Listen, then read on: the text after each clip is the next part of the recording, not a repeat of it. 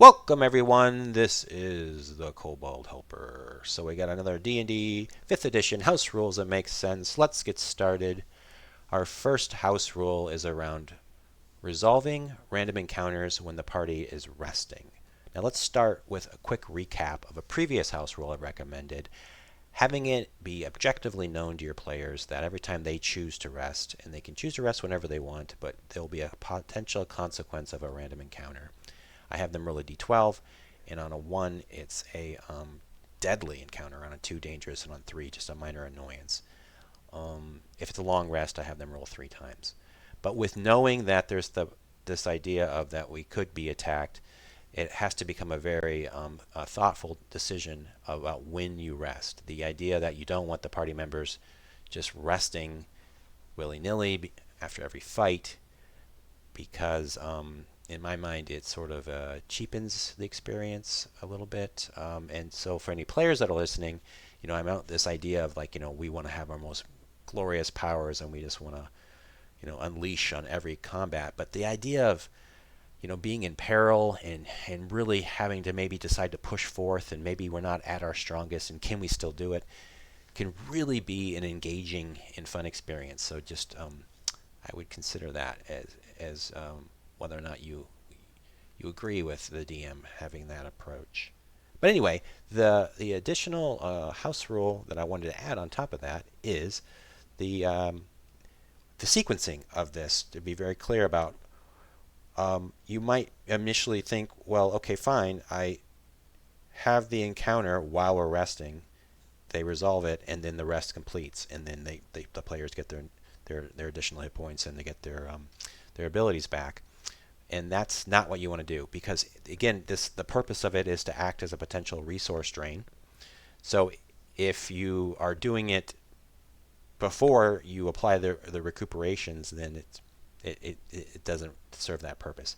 They're going to use every spell they have left, every ability they might have left, and it won't matter if they get down to even just a few hit points left, if they're going to have a long rest, because it's all just going to come back.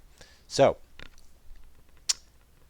they complete the rest, they get their new hit points, they get their new updates, then they have the encounter.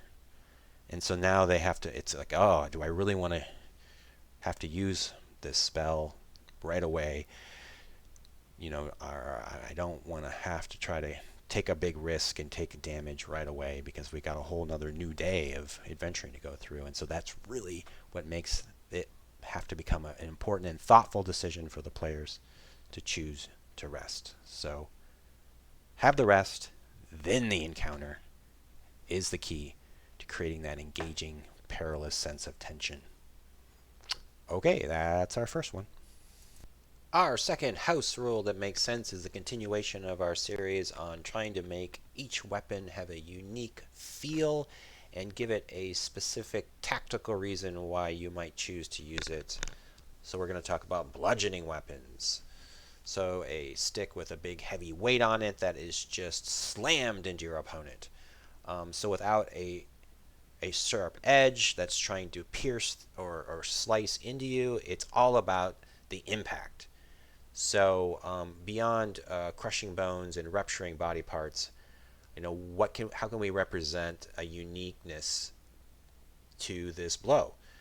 So my house rule is that if you are attacking somebody that has no larger than one size from you, that if you do 7 or more damage with your bludgeoning weapon, that the target has to make a strength saving throw of DC 10 plus your strength modifier, or get knocked back 5 feet or knocked prone, the choice of the attacker. So this just represents as this heavy weighted bludgeoning force comes in each time, striking a potent blow, that there's a chance that the target could get knocked about. Seems like a pretty good thematic thing to me with respect to what a mace or a warhammer is doing. Why 7? So in my mind, any kind of a lower grade bludgeoning weapon that's doing your D4, just seems like it should be unlikely that it's going to have enough weight and power to do this unless the wielder is very strong.